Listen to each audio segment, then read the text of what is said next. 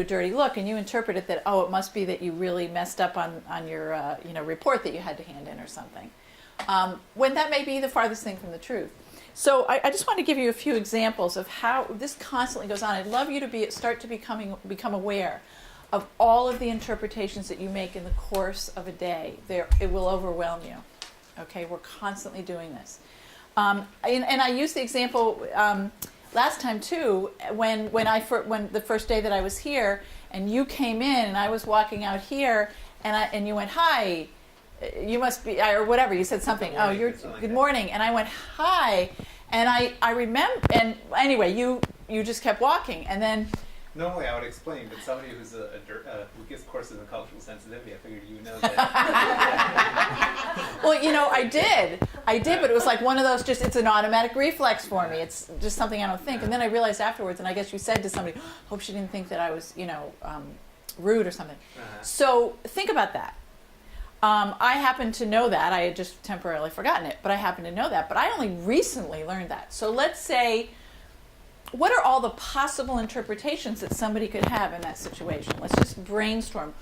That happens. I go and I'm going to do this training, and I see one of the guys that's going to be this training. The guy's snobbing me, yeah. Okay, so I could think, boy, this guy's really snobby, really rude. Okay, what else could I think? What's another interpretation? He's against this training. Yeah, he really doesn't want, right. He doesn't want to, oh, here's the trainer, I'm not going to be nice to her. Okay, what might another interpretation be? That it's like he thinks low or lesser of the person. Okay, right. Some people are very hygienically. Okay, maybe he has an issue with germs. Maybe sensory. Okay, right. So we could probably could be. Yeah. We could come up with Socially inept. 6 different. We could come up with many interpretations. Shy. I could go, oh, he doesn't like blondes. I could take it, or he doesn't. Remember I was talking about I was sensitive my age. Oh, he doesn't like older people. Who knows? All right. But the point is, I could come up with 10 different interpretations, and I'm likely to believe them as truth. Okay. So let's say I believe that you're really rude and just not friendly, although you did smile, I have to say. Okay. But let's say I interpreted that. So then, what am I likely to do? This guy, Forthcoming to him. that guy is, those Orthodox Jews. Okay. So what might I do the next time I saw him? Might be thinking. I might avoid him. Jews are rude people. Right? I might generalize. I might do all kinds of things because I don't have the information. Okay? I go on my interpretation, I take that to be true, and then the next time I see somebody coming along that looks like you, what am I going to do? He's one of those guys. Right. Right, exactly. All right? We do this all the time. We interpret things to mean things, we take it as truth, and then we act on it. And the fascinating thing for me is that it's almost like we pre-programmed, each of us individually in our own way, in terms of those lenses that we are wearing. Yes, So that absolutely. We've had experiences in our lives. Yes. They've created certain sensitivities within Yep. us. So somebody else, being the trainer, Mhm. might have, had they not had the same sensitivity around being what appears to be rebuked, which is a very Right. strong word, Right. for want of a Mhm. less strong word, might have thought nothing of it and Right. brushed it off as Right. nothing, not even Mhm. thought about it, considered it, Mhm. because it just wasn't part of their Right. makeup. Right. Absolutely. Yeah, I found that area really fascinating. Oh, it is. That so we look for, we kind of almost search our environment for confirmation of Yes. that you feel Of our that little beliefs. insecurity. Yeah. It's and I'll go a little bit into what we teach in coaching, but it's the idea around we have what we call limiting beliefs, which are things that we've either through experiences or through being socialized, whether either through family or just through the general environment, culture, we're socialized to believe. And they're things like a limiting belief would be something like, in order to get a good job, you have to go to college. Okay, now that's a limiting belief that we have in our culture. We all pretty much believe it to be true. But what if you were someone who hadn't gone to college and you wanted to get a job and you believed that? What would happen? In other words, if you believe that, right, you're going to believe you can't do it. All right, we are limited constantly by beliefs or experiences. Like you said, if you have an experience and then you you're in a similar situation, you generalize to that next situation and respond accordingly. When the next person may be totally different, but we generalize. So absolutely. So we have limiting beliefs, and then we also have what we call in coaching, we call them gremlins or saboteurs, where we believe that we're not good enough. So if I say wasn't confident in myself as a trainer, or I wasn't confident in myself as a person, and you did that to me, I would internalize that. See, it must be because I'm not good enough. Not about you, but I'm going to take it internally. Okay? So actually, that was quick. Good, welcome back. We just started, actually, believe it or not. But anyway, so it's really important to look at what your beliefs, what your experiences are, and see how they are affecting how you are in the world, because that's critical. That's critical, and none of us do that enough. I have to share one that I have. Okay, go ahead. And I see it's a very American thing, and I guess I just have a very different sensitivity to it. In South Africa, when you're addressing an email to somebody, it's dear so-and-so, or it's hi so-and-so. Here, it's kind of like Mrs. Bayless, and I immediately feel like I'm being called to the headmaster's office. Instead of hi or hello. Like I've been a bad child. Yeah. Mrs. Bayless, it drives me crazy, and I can't get past it. Okay, because all right. So what is your interpretation of that? When you see that, how do you interpret that? They're jumping on you, huh? They're jumping on me. I feel like I'm in trouble. Like Mrs. Bayless. Yeah, Not like hi Ingrid or hi Mrs. Bayless or Okay. Dear Mrs. Bayless or You are. Right. this like Harsh. It's harsh. Right. It wasn't softened. Yeah, it softens it. It's for me, Sure. it's gentler, It doesn't feel friendly. It's warmer. It feels cold and Yes. friendly. Yes. Yes. When in fact, that may not have been the intent at all. No, clearly not.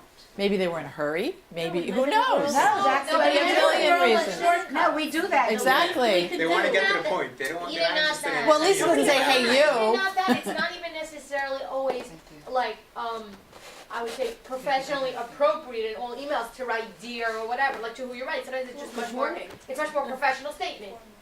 Right. So the point we're saying, see, we could say this. To me, that's not professional. That's right. It's a different See, view of professional. Exactly. but this is a perfect example, because we could talk to you forever and say, well, maybe it's this or maybe it's that. But you've interpreted that to mean something to you based on your experience, based on your culture, based on your background, whatever. And that's, the change now is to be able to change that, to recognize that it doesn't mean anything. It doesn't mean what you're interpreting it to mean necessarily. Yes. Because if somebody ever did that in South Africa, it would be for a reason. Yeah, And it would usually be because, I guess, you did they something are wrong. wanting to criticize you for Yeah. something, or they're scolding you, or they're berating you, or Absolutely. that Yeah. would be the only time that it would be done like that. Right. No, I'll give you it's a another good example. example. Anger. I was brought up in the city, so sometimes when I pass people on the street, I say good morning. Quite a few times people say, do I know you? I say, Right, "No, I'm like, just telling what's you wrong good with morning." Passing by, I'm telling you good morning. Yeah, Yes. because it's not the typical thing to Yeah. do in the city. Yeah. Now, if you're in a small town and you don't say it, that could be a problem too. Exactly. So it's all, but again, what we have to be careful of is not interpreting that to mean something. That if someone looks at you that way, it doesn't mean they think you're weird, or it just means that they're not used to it. We were driving down the street, and my husband and I, there was a guy driving in the street on a bike, and he's going right between the cars. In Manhattan, this is? No, Oh. on Clinton Lakewood? Avenue, Route 9 in Lakewood. He's going in the same lane as the cars, and he's driving on the street. And it's night, nobody can see him. My husband's beeping and beeping and beeping to tell the guy, like, get off the thing. And this guy thought he's saying this person must be being like arrogant, like, no, I'm riding on the street. Right. You're endangering your life, there's trucks, Right. there's everything. So finally we really wanted to get out of his way, because we didn't want to by mistake have an accident with him. And so finally we were able to pass him, and when we passed him, we saw that he was Chinese, and we figured, in China there's a bike lane, and you're not allowed to ride on the sidewalk. All right. So You he, can only ride on the street, and maybe maybe he just came here, he doesn't know the difference. He's riding in the street, not in the between, like right in between the curb and the cars, but literally in between the curb and the cars. There was no, like, if you moved your car to the right, you would, bang into it. It was very interesting. And Yeah. I guess interpreting through someone else's, you know? Right, we don't So he's know. being arrogant. Right. Like, Well, Right. I'll give you an example. Do you mind if I sit? Because my legs are starting to hurt me. so scary. There's a great example. I don't know if any of you have read Covey's book, 7 Habits of Highly Effective People. Okay. He has an You mentioned I'm that. a big fan. Yeah. He has a great example in there. When I first was learning about this stuff, and I thought it was great. He talks about, this is true, he was in the city, and he was coming back, he was on a subway, and there was a man that got on the, do you remember this? Yeah. Go ahead. A guy got on the bus and he had, or the subway, and he had like, I don't know, 3 or 4 kids, and they were being like really bad. They were running all over, they were being obnoxious to the people on the train, they were just, screaming and yelling, and the guy was just like sitting there, and he really wasn't doing anything. So Covey interpreted this. How do you think Covey interpreted this? I mean, what was going on in his head, do you think? What was he Why is he saying? not taking What care kind of of his father kids? was How that? Yeah, how like, was that, letting his What kids kind go? of dad is that? That he's, doesn't he know how to control his children, and he should, the kids were bothering people and everything. So Covey developed this whole interpretation around it. This father he doesn't care. Why should he even be taking his children out if he can't manage his children, and blah blah blah. And he had this whole dialogue going in his head, and he was ready to get up. He did get up to go over to say something to the man, because it was really getting out of hand. And the man said, Covey said something like, sir, can't you manage your children, or blah blah blah. And the guy said, oh, I'm so sorry, we just came from the hospital where their mother has just passed away, and I'm just completely in another world. And okay, so think about it. In that instance, all the behavior, everything was exactly the same as it had been before. However, his interpretation was different. So suddenly he became, oh my gosh, is there anything I can do? What can I do to help you? Do you want me to help you get the kids, sitting down, blah, blah, blah. Whole demeanor changed because his interpretation, given more information, changed about the situation. Huge difference once we, if you just go on what you're seeing without understanding it, you're going to respond in certain ways. So we want to start thinking in terms of being more curious, thinking, that's one possibility, the guy doesn't care or whatever. But there may be 5 other possibilities, and we don't know which one of those it is, so we need to find out. Okay? I'll give you a really good example from my own life, a couple of things, and maybe if anyone has any that you'd like to share, that would be great too. My best friend, we've been best friends for 56 years, okay? And they were twins. They are twins that were my best friends growing up. And they had a family of 7 kids, okay? And we lived in I'd say like a middle-class town. We were probably on the lower middle-class end. They were maybe more on the higher middle-class end. And their dad was a lawyer, and he went to Harvard Law, and the son went to Harvard Law, and then all the kids went to these 2 very private schools in the area called Loomis and Chaffee. And anyway, growing up with them and knowing, and my friends, the twins, they had 2 older and 3 younger. And I just got to this place where, I'll call them the Smiths, where the Smiths, I felt, were just so like materialistic and into, you had to go to the right schools and you had to do all this, that I started interpreting my closest friend out of them was Nikki, because we went to high school together. Her twin Betsy went to a private school. Nikki actually went to public school with me. And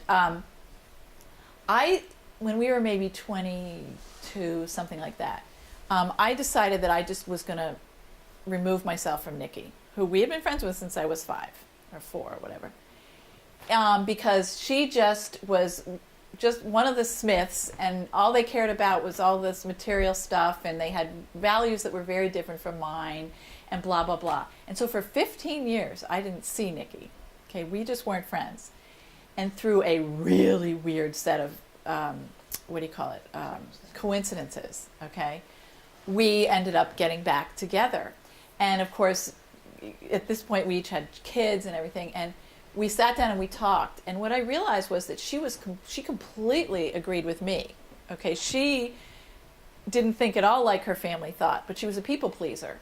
And so on the outside, she looked as though she agreed with everything, all of her family's values. Okay, I never took the time to ask her when I was, 21 or 22, and so I separated myself from her for 15 years.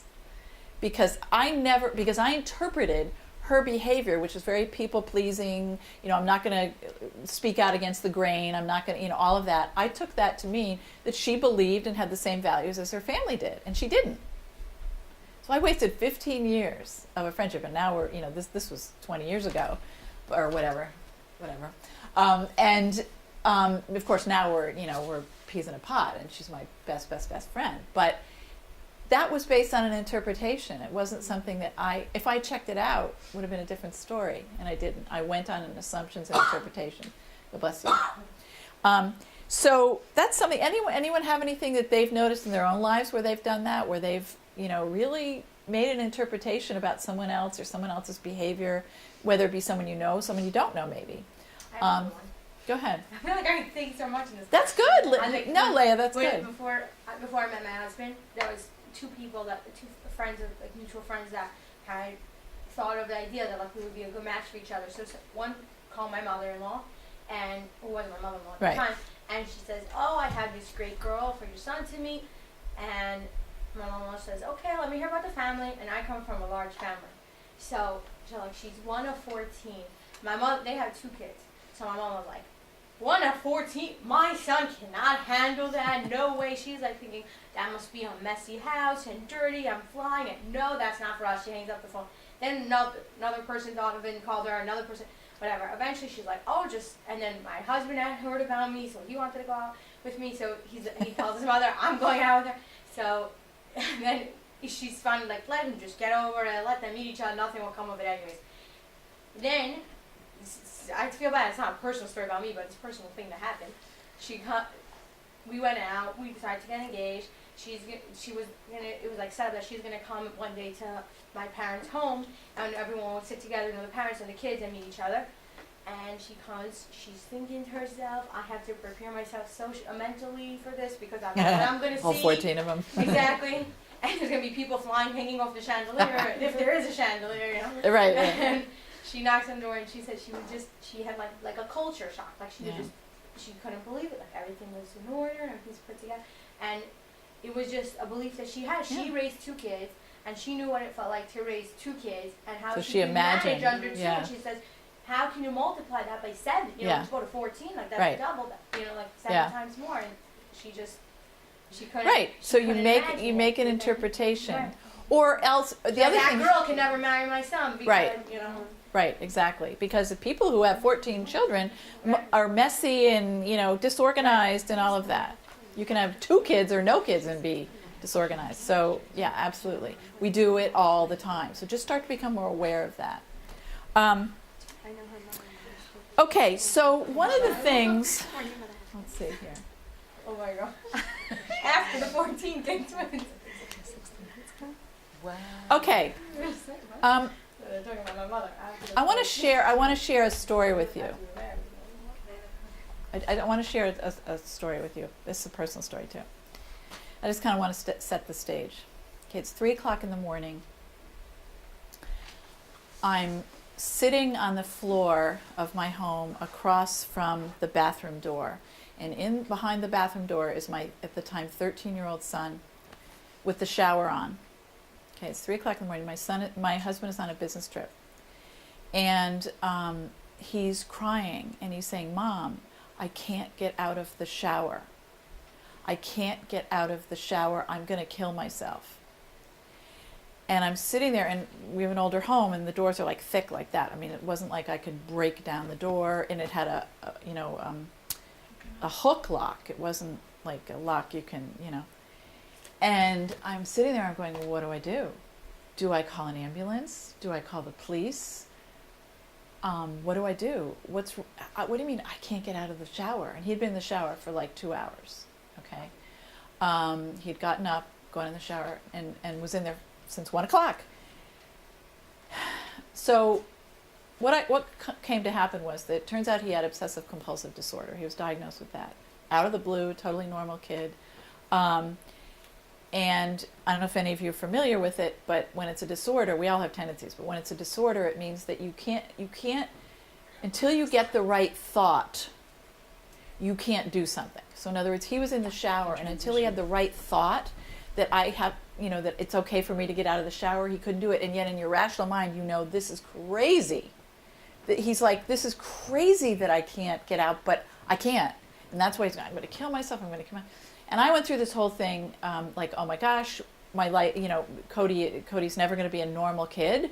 He's never going to get married. He's never going to have a normal life. And what's wrong with me? Because I'm a psychologist by training. I should have seen this. And my life's going to, you know, what am I going to do? And blah, blah, blah. And I went into this whole thing. I put a frame around it that this was a really horrible thing that had happened. We got him to the appropriate doctors, got him on medication, got him onto the right kind of therapy that you use for that. And what happened was, until I got in, shortly after this happened, I started taking coaching courses and learned coaching skills. And one of the most important skills I learned from coaching is reframing. Because I had put a frame around Cody's OCD to mean obsessive compulsive disorder, and to mean that it was going to be this horrible life. And you know, I did have to take a year off from work to try to sort this out for him. It's a lifelong thing. I will tell you that he's 24, and he has tons of friends. He went to college. He was on the dean's list in college. He just directed his first feature-length film, and he's a great kid. And what I was able to do was to reframe that situation. Because imagine if you go around thinking, oh my God, my son has OCD, he's never going to have a normal life, I'm never going to have a normal life, blah, blah, blah, blah, blah. What do you think energetically happens? Yeah, and so then when you're constantly full of negative energy, then what You have to happens? be motivated to rectify the Depression. situation. You know, Right, function. right. You can't function. You start to fall apart. I mean, you work on adrenaline initially, but you know it falls apart. So, what I did was, as a family, we reframed OCD. Instead of standing for obsessive compulsive disorder, we chose, and it's a choice, to have it mean opportunity to create development. Okay, so think about this. What do you think is the opportunity for my son Cody at 13? What were the opportunities in this disorder, do you think? What were some of the positives about having that? Any thoughts on To that? learn how to take this challenge head on and Okay. learn from that challenge and help each child and others. Okay, so it was a point for him to learn. So what do you think some of the things he might have had to learn, besides how to get out of the shower at 3 o'clock in the morning?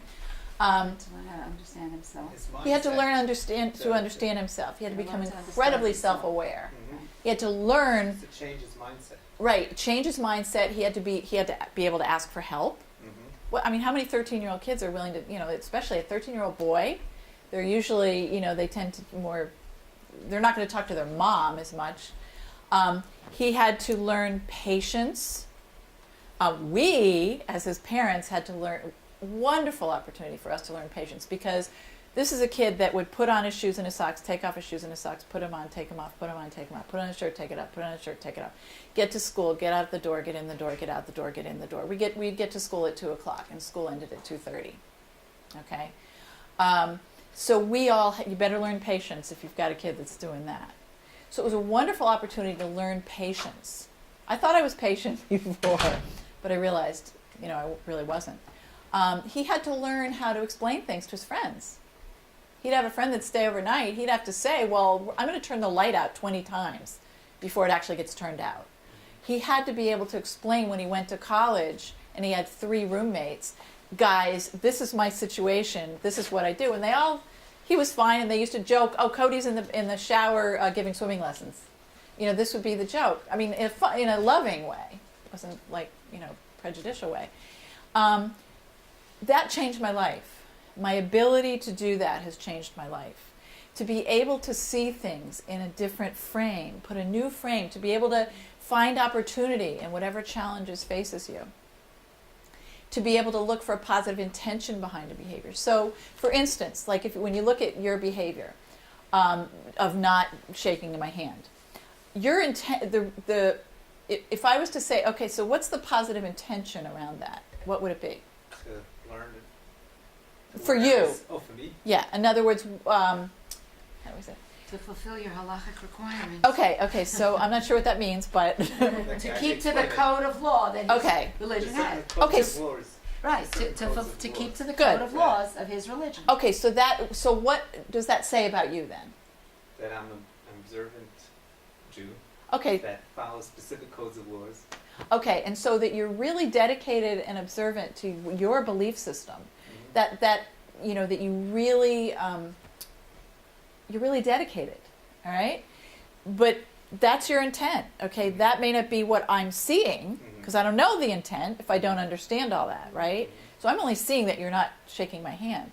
So I want to always look for the positive intent behind someone's behavior. And the only way I can know that would be to ask, like I just did.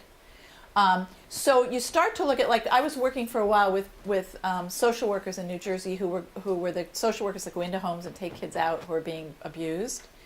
And we had to do a training, and we were teaching them this skill.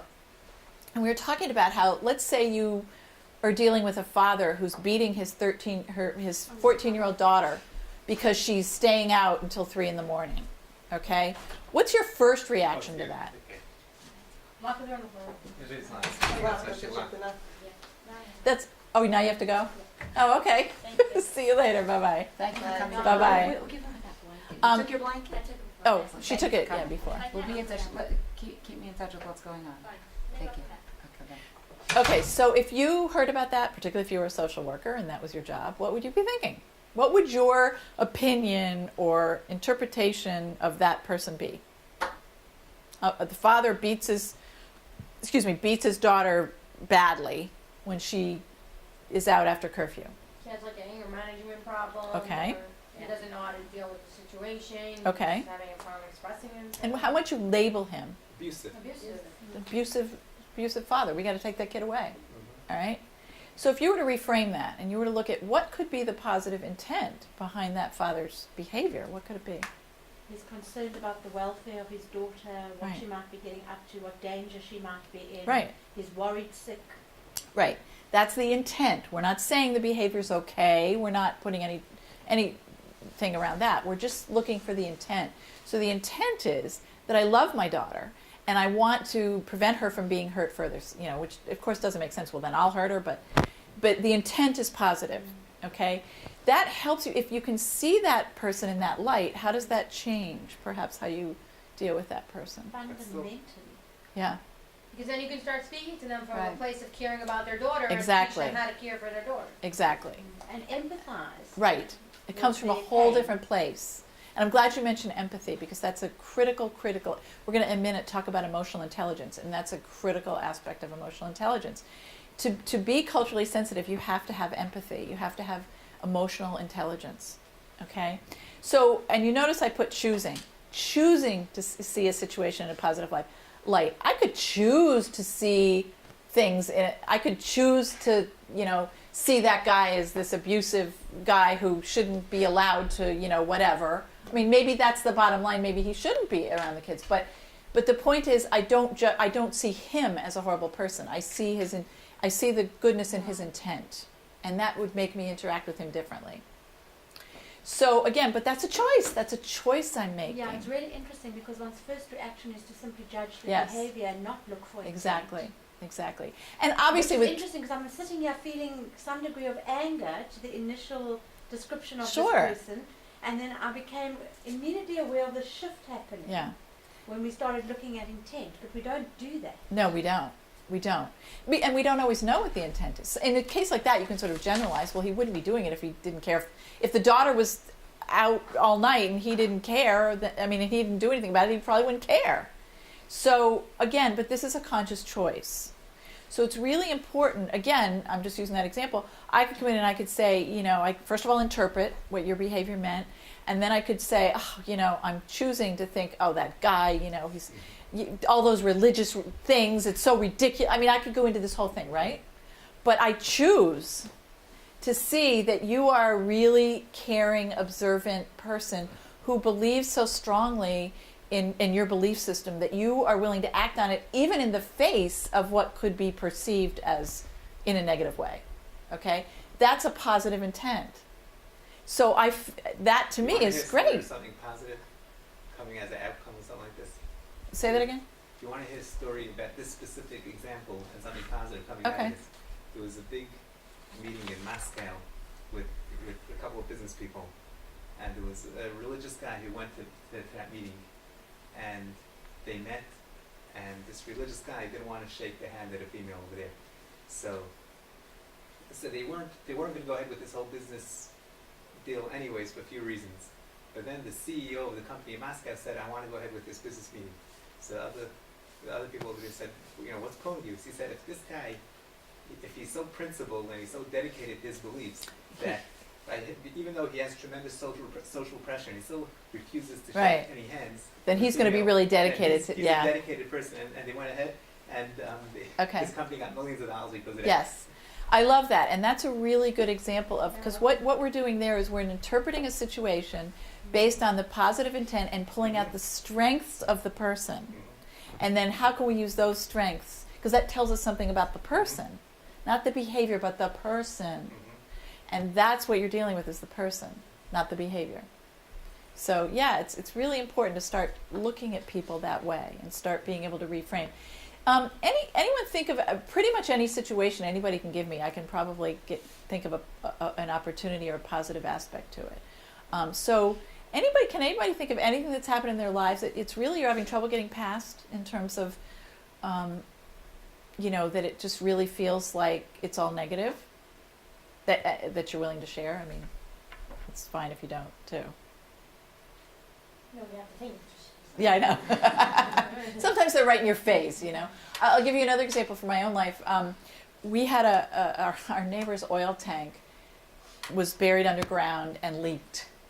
And our house is slightly lower, the land, so 500 gallons of oil leaked into and I live near the ocean, so it's very, wet soil, God bless you. So, was that us? No, next door. Oh. Next door. Oh, okay. And so the 500 gallons of oil went down under our house, for mostly under the house. And we at that point were going to sell prior to this, we're going to sell our house. So of course you can't sell your house if you have 500 gallons of oil under it. So anyway, long story short is the DEP, Department of Environmental Protection, came out, and they're very strict in New Jersey, and said, obviously you can't sell your house. We've got to clean it up. It's going to take 4 to 6 months. It took 8 years. It took 8 years to do it. It's really hard to get out of the ground. And they have to do it so there's not a drop. That's how stringent they are in New Jersey. So I had to find a different way to see that, because all I could see it was, oh my gosh. I would have 30 guys in my basement digging my basement down 20 feet. Every day, and I'd hear them, they'd be swearing, and I did have to ask them not to do that. But, our whole yard, we had big water things that would pump the water out of the ground. We'd have these huge tanks. Our whole front yard was dug up. Most of our backyard, our driveway was all dug up. And I had to reframe that, and that was a toughie. But I did. And some days it was simply, wow, I've got guys to take my garbage out to the street. I don't have to do it. I just asked one of the guys, hey, could you take that out, please? Or I had someone to say hello to every morning when I walked out of my door. Because I lived in the suburbs at the time, so it wasn't like I was in a busy area. One positive thing could be that real estate may have gone up tremendously in those 8 Between years. but then we'd have to buy another house too. but one of the advantages was, actually in the long run it worked out, because we had decided not to sell. But the positive is that we have pretty much the only yard in our town that we can say is 100% oil free, because it's an old town and a lot of people have tanks in their yards. We can say we have documentation. There's no oil on our property, so it's a good thing. How many sub-basements do you have? Just one. Oh, it was sub basement? What do you mean? Well, they were digging down. Yeah. Oh. So you- Oh no, but then they had to fill it up. Oh. Then they had to fill it I up. could have left it. Yeah, I know, but no, it was just dirt. Yeah, but then you build down. Oh, You get yourself underground? I don't Missed know. opportunity. Yeah, right. I never thought of that one. Okay, well that's another opportunity. Chambers and tunnels under your house. Yeah, right. So do you see where I'm going? Where I'm getting at with this? And how do you think this relates to cultural sensitivity? I mean, why am I even talking about this? because that's what we've been talking about all the time. When you see a certain behavior, instead of automatically pinning your impression and your notion of it, you need to step back and say, hey, well, 1 minute. Let me just reevaluate this again. Could it possibly be driven by anything else? Mm-hmm. But I just wanted to add, it really, I believe, takes a certain, and in every area it takes more or less of an education. Just like you said, you got your initial education when you had that experience with your son. Right. And that's an education that forced you to do it because it was your own child. But I could have chosen not to. This is true. This is true. But if you were a person who wanted it, 100%. Right. Because there are many, Right. probably the majority Right. that would not have. But you do need a certain eye opener, a certain education. You really, you can't expect people I know what you're to saying. do this so easily. No, it isn't done, and that's the thing. It's not done easily. Even now, it's not done easily. It's not done easily. Because you have to consciously say, what's the opportunity here? I'll tell you, it makes your life much, much, much less stressed. And it's much, much richer life because much you richer. see much more. Much. It's not always easy, No.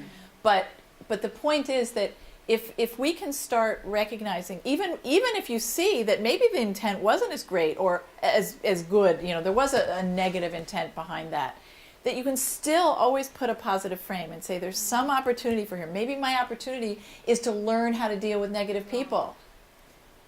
Great, I'm being presented with all of this negative force because I need to learn how to deal with negativity. I need to be able to put boundaries, or I need to be able to whatever. That's why I'm being presented with this. So it's about really putting that frame around it. Yeah, I think coming from a different country, one doesn't realize, especially at when you're younger, you probably are more. Open. I don't know. I'm choosing my words cautiously. I'm sorry. I'll not choose a word right now. But I guess when you've had X amount of years experience in a particular way things are done, Yep. particular style of Yeah. behavior, particular everything. I find, for instance, I'm being challenged with so many things that I haven't been trying to reframe, and it's very unhealthy because you get stuck Oh, absolutely. in this Get in the negative- box. in this negative, Yep. angry space. Yep. I find that, for instance, I lived on an acre in South Africa. Mm-hmm. I have sold a house because 3 boys moved into the next door house. It wasn't an acre distance then. And Wasn't acre. At the time, the house was not an acre. But 3 boys moved in next door and they were very noisy and I couldn't take it. So Mhm. I sold my house and moved. Mm-hmm. So in the last 10 years of my life, I've spent on an acre. And now I find myself living in a development with not 3 boys next door, but surrounded by 1,000 and counting children. I have trash cans from the neighbours against my fence, and at a certain point in the week the trash cans are overflowing. And when I drive up to my driveway, I have to look at Mm-hmm. their trash. Okay. I'm furious. I find the encroachment on the driveway of the cars being shared. We feel it, Ingrid. We feel it. It's incredible anger. And Yeah, and yeah. I'm not, I haven't been reframing it, obviously. I'm not. Okay. All right. So how would you like us to help you as a group? Please reframe. We'll reframe you. All right. So first of all, what opportunities are there here for Ingrid in this situation? You have young children, you have friends galore. Or A lot of Well, okay. maybe she doesn't want them though. That's the thing. Well, if you just look at it in general, it's certainly an opportunity for you to start facing your anger around these It's things. interesting. It's almost like things that have been a nemesis for me, I'm being confronted with. Absolutely, and that's what happens to us in life. My space, Yes, my need for space, absolutely. my need for privacy, my need for quiet, my need for is all just Yep. gone. Yep. And So it's kind of the things that I felt most strongly about and Yes. having to confront. yes. And you didn't Isn't have that a funny? You didn't have a No transition. transition, no Okay, transition. Cold turkey. I have a very interesting insight that this just brought up for me. I'm very, very neat by nature, and I have a 2-year-old, and I have to deal. It's really hard for me. I have Yeah. to deal with every morning. I could cry when I say it. Every morning, spills of the cereal and milk, and every meal. I have to I love him to Mhm. pieces, but I know every time it's a meal, kitchen's a mess. The playroom, I have to I work so hard on myself take out all the toys. I don't care. Like, let him play and let him have fun. Because by me, it's like one toy, put it back in the bucket. But that I know that's so boring for the kids. Mhm. So I feel for myself. It's you know, everybody has different challenges, and this is a real learning space in my life and personal development in tolerance and patience. I think I've always believed myself to be a patient person in interpersonal relations, but like this is it's something I have to deal with at my core. It's Right. you know, it's my child in my home, and I'm Yes. not gonna starve him. I'm not gonna not feed him because Right. I don't want him to have this mess. But like every day, I just have to. And it's sometimes it can be so irritating and so upsetting or frustrating. But it's like I feel like this is the opportunity. Like when you're describing like driving up and the garbage is overflowing and all that. This is like it just pushes you to become a bigger, more open person. Like just Right. more accommodating to life and to people Mhm. and circumstances.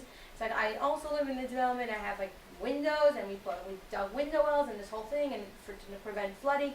And they had to put rocks in there. And there's like 1,000 kids that live around me, and they think it's the coolest thing. When they wait by the bus stop, which is on my property, to take the rocks out and make a path, and it kills my grass. And like God. every day, I tell the mothers, it's like a whole to do. And you know what? It makes me into a stronger person, more tolerant, more understanding.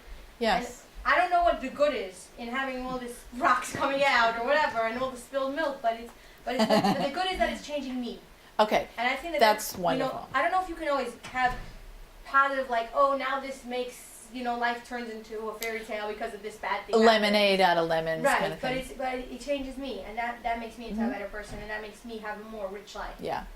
Yes, and thank you for that, because that is kind of what we're saying, and that is why this is being presented to you. That's why you're finding yourself in that, because you said it. You're being faced in your face with the stuff that is most difficult for you, because you're probably at a place where you're more ready to deal with it, maybe than you ever were before. I don't know. It may not feel that way. It may not feel that way.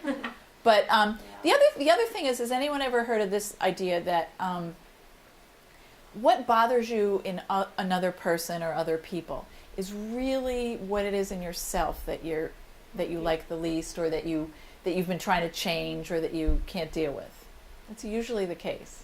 I know, and I'm very aware of that principle, and I'm looking for it. I'm trying to see, but and I'm probably looking at it far too superficially. But my garbage has never been of concern to anyone else. I don't make noise. I don't. Well, I mean, look. We're not saying you go through life being Pollyanna and oh, everything's wonderful and there's no, we're not saying that. Nobody wants garbage all over the place. The question becomes, but you're saying that it is so, it's getting you at your core, that you are, we could feel it coming from you when you were talking about it. So you are. So, and anger is only a secondary emotion. It's covering something else, hurt or frustration or something else. Anger is just secondary. Okay. So it's about starting to look at what are your beliefs around things. Like if you really need, there may be a belief that if you're disorderly, you're somehow not as good as somebody else. You might have at some level picked that up, because you have to start looking at what your beliefs are around these things. Why does it matter that everything's neat?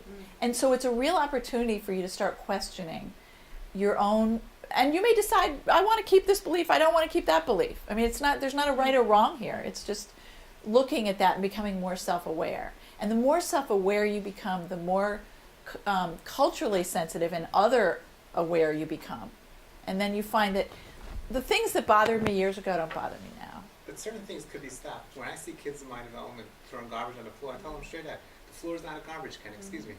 And to just throw wrappers and garbage on the But floor. the it's minute not- later. But see, there's a difference Yeah. between just telling someone, straight out. I If do their to the extent parents that I don't train them, can. you can. But yeah, I do. But this is kind of almost worse. It's kind of not. It's not the children in this instance. Oh, sometimes even the adults. It's the neighbours who are putting their trash can against our fence, not always putting stuff in to Oh. close it. So by Wednesday, Thursday, it's like bursting at the seams, or stuff is on top. I see it No, every see, time I come home. I tell them, I've I made a saw request. somebody Okay, dropping a I made a request. A nice request, a gentle, calm request. okay, so maybe it's and not, it carries on. And then I just start getting more and more mad. which is You are living normal. in a very It feels disrespectful. claustrophobic type of neighborhood. Yeah. So Yeah, And- it feels disrespectful. disrespectful. It feels like Okay, that's hey. all right. There you go. That's you've hit at it. You've interpreted that to mean something. Yeah. Okay, so you've interpreted that to mean that they're disrespecting you by doing that. That's one interpretation. Maybe they are. Disrespect. Yeah. Okay, that's one interpretation. What is another? What are some other interpretations of that? It doesn't look nice. I mean, I'm not talking No, about interpretations from her They neighbors. don't care. They don't care about people. It doesn't No. bother them. No, They they're don't selfish. care. Just They're their being own life. selfish. That's Okay, right. that's but true, that's an actually. interpretation. Yeah. That's even that's an interpretation. Yeah, no, They're no, selfish. putting it out We as don't an know. interpretation, Yes. Yeah. Okay. Yes. What maybe they their garbage cans aren't big enough. Okay. I don't know. There could be many different interpretations. So we have to They recognize. have nothing else. They have no other way of managing their garbage. Okay. Also, maybe just like the guy on the thing, maybe they're going through some major life issues, and garbage is irrelevant to them. We don't know. So if you knew, for instance, that whoever's garbage this was dying of some horrible disease, what might happen to you? About help them with their garbage. Okay. All right. There you go. All right. So see, you have the choice. No, they keep it, bring it.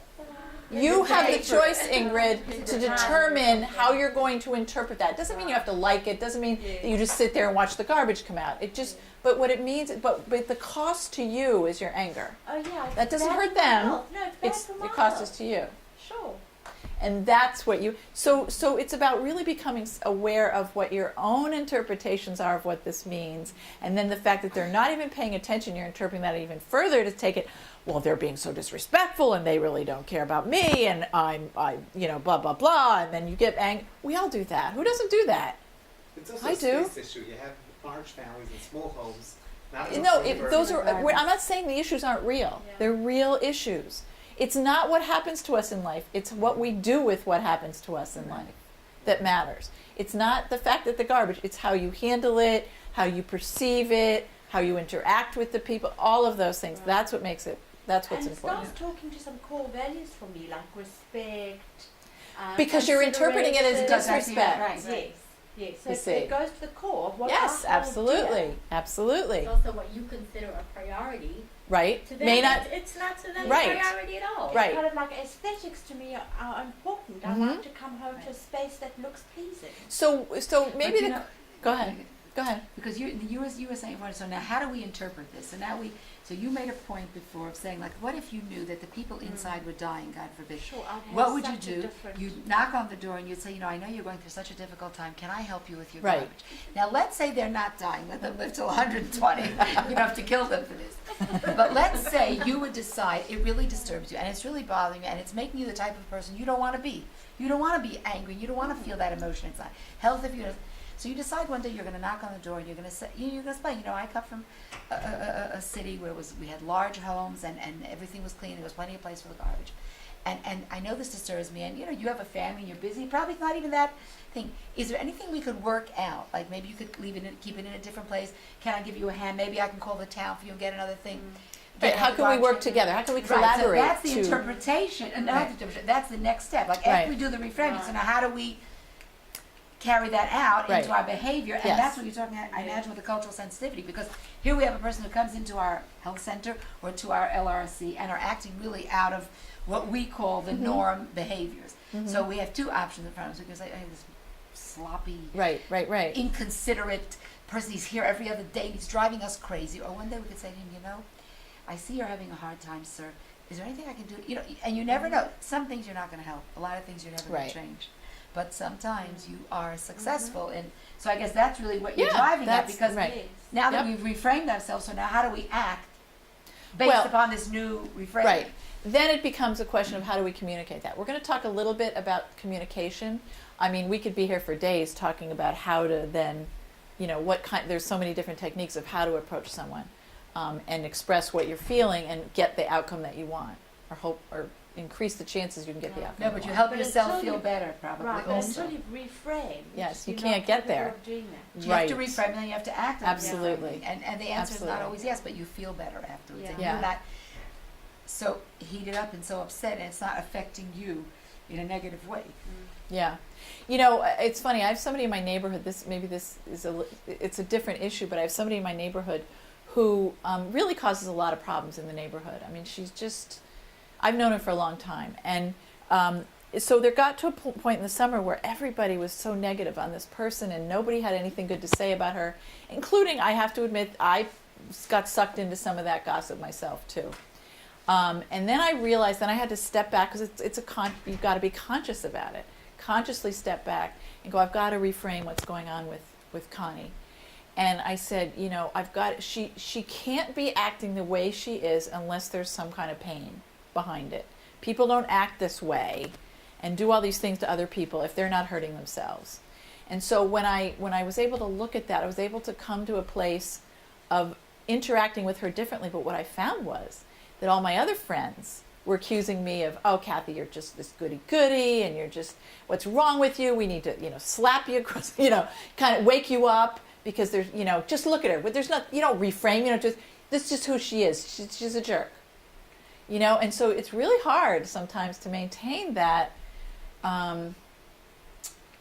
being true to this stuff. And, you know, it can be really tough. It can be really, really tough. Because she triggers me. I'll tell you, she triggers me. She does things that really trigger me. So I have to be conscious and step back. So, yeah, so it's all. not easy. No, none of this is. And it doesn't mean it happens all the time, nor, you know, am I always pleasant to her. Because there are times I'm not. You know, I just want to, ooh, you know, whatever. Anyway, okay, so that's reframing. There's funny reframes. You could say, yeah, let me do that.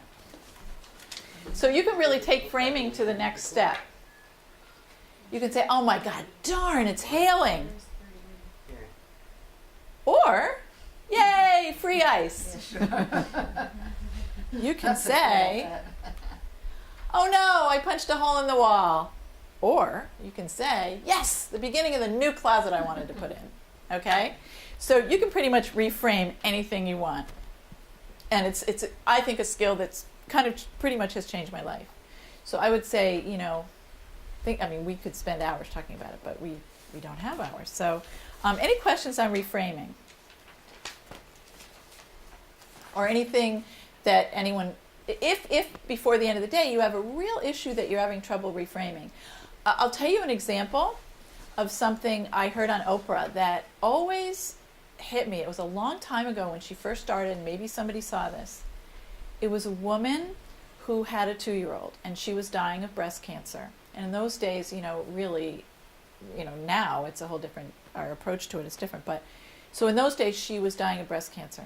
And what she was doing was videotaping all these things for her daughter, like how, you know, what do you do when you go on a first date? How do you put makeup on? All the things that she felt she wouldn't be there when the daughter became of age. And so she was doing all these videos, and she was on Oprah, and somebody in the audience asked her, how did they say it? They said, if you could change this diagnosis, would you? And she said, no. And the whole audience just like gasped. He said, no. And she goes, no, I wouldn't. And they said, well, why not? And she said, because I have never lived as much as I've lived in the past 2 years since I've been diagnosed than I've ever lived in my life. I've never had as close a relationship with my husband.